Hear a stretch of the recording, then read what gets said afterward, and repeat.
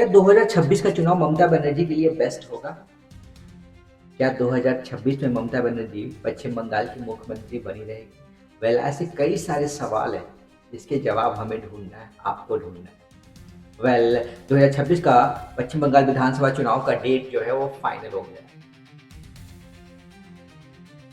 जो चुनाव की प्रक्रिया है वो 2 चरणों में होगी। ये ऐसा पहली बार हो रहा है कि पश्चिम बंगाल में 2 चरणों में मतदान हो रहा है। ऐसा पहली बार है। इससे पहले कभी भी 2 चरणों में मतदान नहीं हुआ है।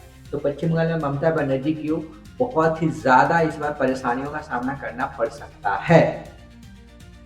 सबसे इंटरेस्टिंग बात इसमें ये हुआ है भाजपा की तरफ से कि आरजी कर को उतारा जा सकता है इस बार मैदान में। ऐसा कयास लगाया जा रहा है कि आरजी कर जो 2024 रेप पीड़िता की मां है, जिनके साथ बर्बरतापूर्वक रेप किया गया था, उसके बाद उनको मर्डर कर दिया गया था, तो शायद ऐसा लग रहा है कि उनको मैदान में उतारा जाएगा।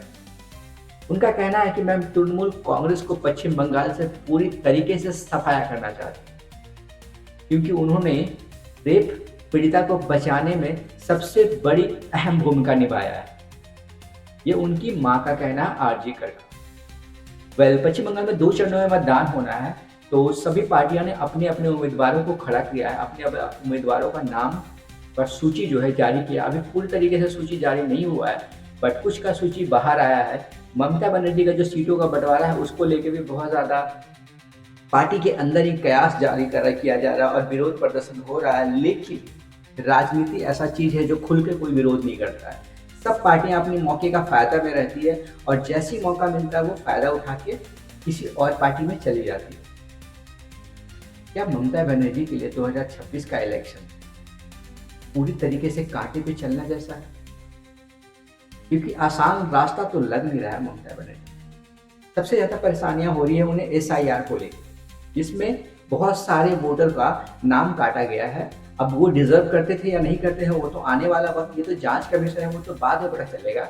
लेकिन ये जो नाम काटा गया शायद ये ममता बनर्जी का फेवर में आता, वो फेवर में ना आके उन्हें शायद ये नुकसान पहुंचा सकता है। हालांकि बीजेपी की खासियत ये है कि बीजेपी कभी भी इलेक्शन में हार नहीं मानती है जब तक रिजल्ट ना आ जाए। फाइनल डे तक वो लड़ती है।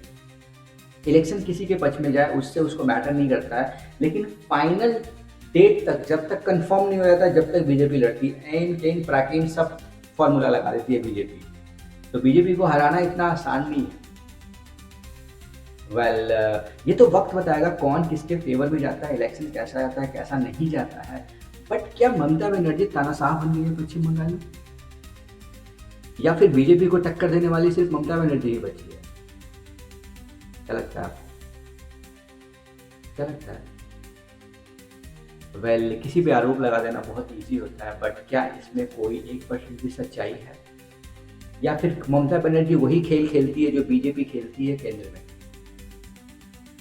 तुम ना झुकोगे सनम हम ना झुकेंगे, तुम हमें झुकाना चाहोगे सनम हम तुमसे ना झुकेंगे। क्या वो वाली खेल है ये? वेल, राजनीति इतनी गंदी चीज हो गई है जिसके कारण किसी को भी आप सही गलत का जो सर्टिफिकेट होता है इतना जल्दी नहीं दे सकते हैं। आप ये कह सकते हैं कि कोई भी पार्टियां होती है वो मौके के इंतजार में लगी रहती है, जैसे ही मौका मिलता है चौके मार के अपना पार्टी में आती है और सबको जय श्री राम करके निकल जाती है। वेल, क्या होता है क्या नहीं होता है ये तो 2026 का चुनाव पश्चिम बंगाल में बताएगा कि 294 सीटों पे ममता बनर्जी लड़ रही है, उनमें उसको कितना ज़्यादा जनाधार मिलता है। हालांकि बीजेपी भी खूब उभर रही है और चिल्ला चिल्ला के बोल रही है कि पश्चिम बंगाल में इस बार ममता बनर्जी को उखाड़ के फेंक दिया जाएगा। बट ममता बनर्जी एक ऐसी खिलाड़ी है, पुराना चावल है वो, इतनी ज़्यादा आसानी से वो हार नहीं मानने वाली है। ममता बनर्जी नाम है उनका। काफ़ी टाइम से पश्चिम बंगाल की सरकार में बनी हुई है वो, काफ़ी टाइम से और टक्कर देने वाला अभी तक पश्चिम बंगाल में ममता बनर्जी को कोई सामने नहीं आया। अगर कोई भी पार्टी का कार्यकर्ता या पार्टी का कोई नेता अगर उनके खिलाफ जाने की कोशिश करते हैं तो उनको वो भरपूर सजा देती है जो वो डिजर्व करता है। वेल, हालांकि पश्चिम बंगाल में प्रधानमंत्री श्री नरेंद्र मोदी का तोहफों का व्यापार शुरू हो गया है, जो वो तोहफा देते हैं समय भी शुरू हो गया जो वो तोहफा देते हैं हर एक इलेक्शन से पहले। देखते हैं इसमें क्या होता है।